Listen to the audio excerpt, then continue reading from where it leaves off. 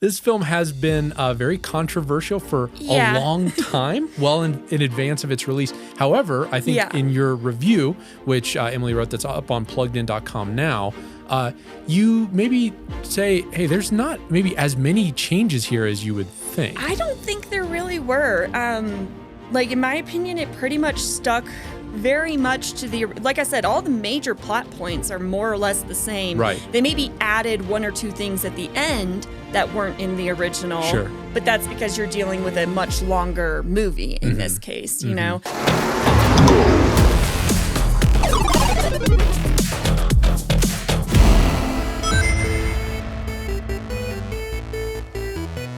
So we're here to talk about the new Snow White movie that's out now. Our own Emily Tsiao has seen the movie. So Emily, what are some initial thoughts? It kind of, to me, just rolled right in line with a lot of the other Disney live action remakes that they've been doing lately. So all right. That's just the initial, like, put that out there. Sure. So yeah, you've got Snow White. It's the typical Snow White story, you know. She is orphaned early on. Her stepmother, the evil queen, kind of takes over the kingdom and turns her. She's got to go hide into like a maid, and then turns her into a maid. But then one day, Snow White becomes the fairest in the land, and old Queenie can't handle it. Okay. So she sends a huntsman to kill her. And as one does, reasonable reaction, right? Envy does not look good on everyone, that's for sure. No, for sure. And so Snow White flees into the woods where she meets the 7 dwarfs, and the rest is history. Okay, so it hews pretty close to the original story arc. All your major plot points are pretty much the same. Okay, all right, excellent. Well, so first off, so maybe what should parents know about Snow White? If they've got kids, love Disney, or are kind of wondering, okay, how is this movie? What would you say to parents here? So I think by far the biggest concern parents might have would be the magical elements. It's not anything different than what we see really all that different from anything we saw in the animated Snow White and the 7 Dwarfs from the 1930s. But it is live action now, which makes it, you know, it could be a little creepier for some kids, a little too realistic in some ways. So, you know, the queen, she also has some additional powers that we didn't see in the original. So, you know, she has like this ability to one of the first things she does is she takes a red rose and she turns it white. And that's when she's still, you know, trying to pretend like she's a good person. So it's like backstory type thing. And then later on, we see her take another rose and she literally is holding it and turns it to ash. Okay. You know, so it's like, that's like one of her calling cards is, oh, I can turn things into ash.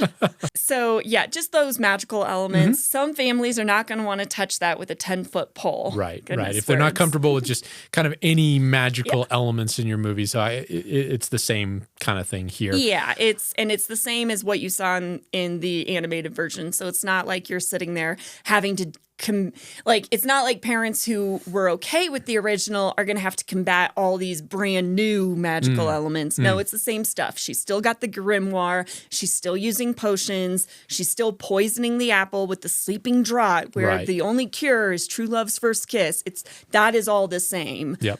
So yeah, I don't really think it's all that different, but it is a concern for some families. So it's important to note it. Yeah, absolutely. Well, and so on that topic, kind of speaking of maybe some of the changes or the perceived changes that have been going around this film, this film has been very controversial for a long time, well in advance of its release. However, I think in your review, which Emily wrote that's up on pluggedin.com now, you maybe say, hey, there's not maybe as many changes here as you would think. I don't think there really were.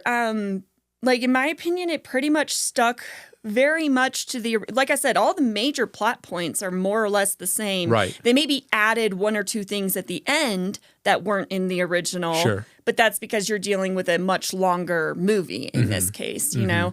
And I don't think the changes were bad either. And the changes I'm referring to, so in the original, Snow White, one of the things that I think always characterized her is that she's very gentle and she's very kind. Those were like two of Snow White's main attributes in the animated version. Sure. In this version, she is actually still, in my opinion, very gentle, very kind. And except that now she is trying to learn how to be a good leader for her people, because that's what her parents always wanted her to be. They wanted her to be fair and brave and fearless. And I know those are synonyms. That's what they used, but that's what they said in the movie. They were like, right. Fearless, fair, brave, and true. And I was like, yes, fearless and brave are kind of the same thing, and whatever. I didn't get too into it. And her parents were the king and queen. Yes, they were the original king and queen. Before the evil queen came. Yes. And then her mother, so like when she was growing up, her kingdom was happy, it was flourishing, and part of that was because her parents were quote virtuous leaders. They were like, the bounty of the land belongs to everybody who tends it. So they treated their people very fairly, very justly.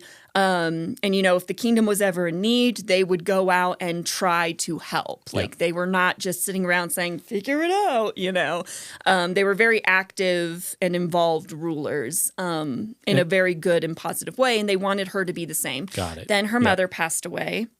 And she and her dad were heartbroken. And then this mysterious, enchanting woman came from a far-off land, and her dad fell in love with her, married her. And then shortly after, and obviously I'm talking about the evil queen, and then shortly after her dad married her, the queen was like, the new queen, the evil queen was like, there's a danger coming to our land. You have to go defend us. So he took his best soldiers and he left, and he never came back. Never came back. Okay. So in the original movie, it was the fairest of them all, was more like fair in appearance, right? Yeah, this is not outer beauty. Right, that was the leaning. But with this new movie, they really seem to have focused in on, okay, Snow White becomes the fairest of all because of the inner beauty, right? Yes, and what happens essentially is that Snow, throughout the course of the movie, she learns how to be brave. She learns how to be fearless. She learns how to be fair. She learns how to be true. And she encourages those around her to do the same. Like, we do things because it's the right thing to do, not we need to stop acting selfishly. That was like her big thing. And it basically, she is the antithesis to the queen, who is the most selfish person ever. And Snow is constantly, she's telling the dwarfs, she's telling Jonathan and his friends, like, we cannot be selfish. We do best when we work together. And again, I come back to that gentleness and kindness thing. Like, she's never like yelling in somebody's face, like, do it this way or anything like that. Yeah. And like, even when she is presented with violent options, she personally does not choose to act violently. Even when other people are fighting battles and stuff, she's choosing a non-violent option. So like there's a scene where soldiers are fighting bandits and she provides a distraction. Rather than joining the fight herself. And then there's like another instance where like she's basically given the opportunity where she could take the queen's life, and she puts down the weapon. She's like, I'm not going to do it, even though she knows that it could be bad, like life-threatening. She doesn't do it, And I think that's rather impressive because, a lot of, I mean, we've seen a lot of live-action films where they're like, oh, we're going to create a warrior princess. No, Snow White's not a warrior princess. She's a gentle, kind princess who simply learns that she does have to stand up for herself, and she does have to be brave. So she has those admirable qualities, and those just kind of get maybe refined and come out more in a way that like you said, antithesis of the evil queen. Yes. And because she has those positive qualities, that's what causes people to rally around her and make the change, which I think is a very positive message for families who are maybe thinking, do we want to go see Snow White? What are they going to do? It's an empowering message, and in a way that doesn't feel like, there's nothing here that's like, this is another trope that sometimes comes out where it's like, well, we want to empower our princess, and in doing so, we're going to kind of, poo-poo on guys. It doesn't do that either. Like, Jonathan is his own person and character. He's got his own things that he has to learn and deal with. But I never felt like he was, like, submitting to her or anything like that. No, he was just kind of he had his own thing going on, and because she was the princess, she needed to come into her own person on her own terms and do it that way, So but they still build a relationship. They There's kind of the complemented back each other. and forth, which is another interesting change I think you pointed out, where instead of kind of Prince Charming, like coming out of Yeah. nowhere in some ways. They randomly kissing some stranger in the woods. They had this like this They prior had relationship. Yeah, which they had a friendship. They were falling in love with each other. Yeah, okay. And so, yes, he does, after she eats the poisoned apple, there's he still does still kiss her. true love's kiss. Yeah, he does still kiss her and save her, but it was less of a, here, I'm just going to kiss this random person in the woods. It was more of a, he was like kissing her goodbye because he thought she was dead. Sure. You know, and then she wakes up and he's like, oh my goodness, you know. Yeah. Everybody was so happy. I think we've seen that. I think we've seen that trope. It's a well-worn trope of, like the person like crying over the person that they think has passed and a tear hits and then they come back to life, right? So it's kind of like that. But honestly, I think that's sounds to me as like a positive change of like they developed a relationship there between those two people that kind of leads into the familiar story beat that you know. So, well, okay. So as we wrap up, I'd just love to get your thoughts. Just how does it compare in your mind to the original? Like I said, I think there's a better character arc here for Snow White. I think that she is exhibiting qualities that I think most parents would love to see mimicked by their own daughters.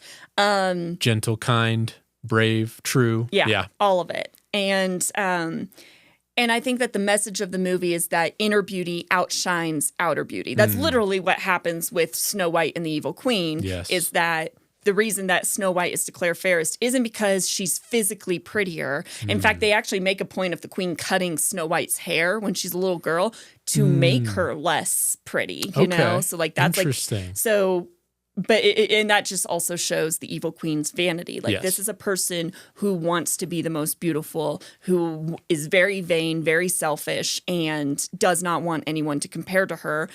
You know, and Snow never, tries to do anything to combat that early on.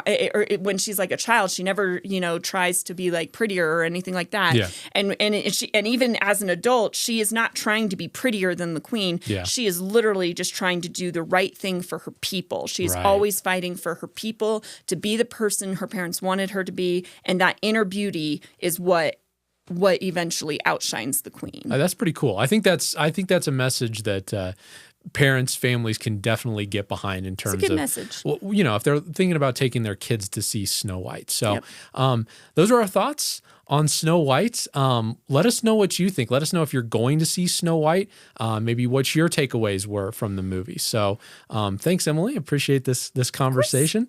And if you like more videos like this, please like and subscribe and follow us. Hit the notification bell so you can be informed whenever we have conversations about movies and other big things in pop culture. So we'll see you next time.